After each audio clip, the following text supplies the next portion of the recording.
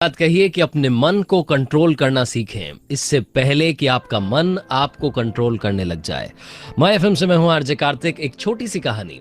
America में एक बार एक बड़ा ही खूंखार अपराधी था, ऐसा क्रिमिनल जिसके पीछे वहां की पुलिस पड़ी हुई थी, एजेंसीज पड़ी हुई थी, लेकिन वो पकड़ में नहीं आ रहा था। एक दो बार वो पकड़ में आया लेकिन फिर से वो भाग गया। अब क्या किया जाए, तो वहां के जो ऑफिशियल्स थे उन्होंने एक टॉप कॉप को, यानी कि पुलिस के सबसे शानदार अधिकारी को ये जिम्मा सौंपा कि अब आप जाइए और जाकर के इसे पकड़िए। उनको सिर्फ यही प्रोजेक्ट दिया गया कि आपने इस क्रिमिनल को पकड़ के लाना है।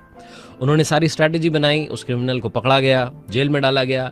जेल के बाद उसे कोर्ट ले जाया गया, कोर्ट केसेस चले, लंबी हियरिंग चली और फाइनली जज साहब ने वर्डिक्ट सुनाया, फैसला सुनाया। उन्होंने बताया कि ये जो अपराधी है इसने इतने बुरे बुरे काम किए जिंदगी में कि इसको अब मौत की सजा सुनाने के अलावा कोई चारा नहीं बचता है। इसको यही सजा है कि इससे जल्द से जल्द फांसी की सजा सुनाई जाती है, जल्द से जल्द इसे फांसी दी जाए।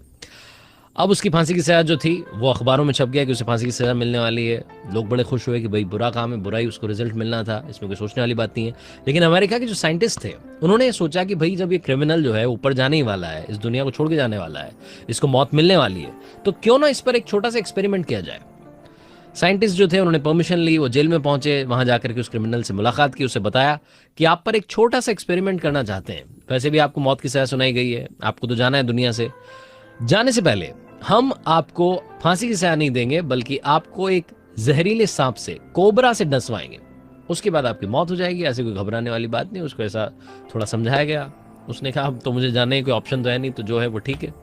साइंटिस्ट वहां से चले गए मीटिंग करके। ये बंदा पूरी रात सोचता रहा कि कल क्या होने वाला है। सांप आएगा, मुझे डसेगा। उसकी जिंदगी में आज तक उसने ऐसा कोई एक्सपीरियंस नहीं किया था। फिर उसे लगा कि उसने इतने बुरे बुरे काम कर दिए कि जब इतने बुरे काम हो ही गए हैं तो अब तो इससे बुरा कुछ हो नहीं सकता है, यही शायद मेरे लिए ऊपर वाले ने लिखा होगा। ये सोच करके वो फाइनली 1-2 घंटे रात में सो गया। अगले दिन सुबह हुई, वो टाइम जो डिसाइडेड था, साइंटिस्ट आए और साइंटिस्ट जो आए उन्होंने एक रूम में उसको लेकर के गए, उसको चेयर पर बैठाया गया। अब ये बंदा घबरा रहा था कि क्या होने वाला है, सांप लेकर के आएंगे। इसकी आंखों पर पट्टी बांधी गई और साइंटिस्ट जो थे वो इसके पास आए।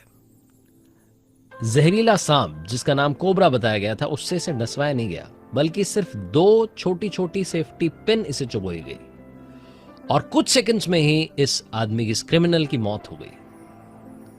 इसके बाद जब पोस्टमार्टम हुआ तो मालूम चला कि इस क्रिमिनल की बॉडी में उतना ही जहर था जितना एक कोबरा के काटने पर होता है। अब आप सोचेंगे कि इस व्यक्ति के शरीर में कोबरा वाला जहर आया तो आया कहां से। इस व्यक्ति के शरीर में वो जहर इसके खुद शरीर ने पैदा किया, क्योंकि इस बंदे की बॉडी में वो जहर इसलिए आया कि इसके दिमाग में नेगेटिव थॉट्स चल रहे थे। इसको लग रहा था कि इसको सांप काट चुका है, जबकि असल में से सिर्फ सेफ्टी पिन चुभोई गई थी। ये छोटी सी कहानी बताती है कि हमारी जिंदगी में बड़ी सारी बीमारियां तो सिर्फ इस वजह से हैं क्योंकि हम उल्टा सोचते हैं, गलत सोचते हैं। रविन्द्रनाथ टैगोर की एक बात मुझे याद आती है। वो कहते थे कि छोटे बच्चे को आग के पास जाने से रोकना नहीं चाहिए, उसे एक बार जाने दो।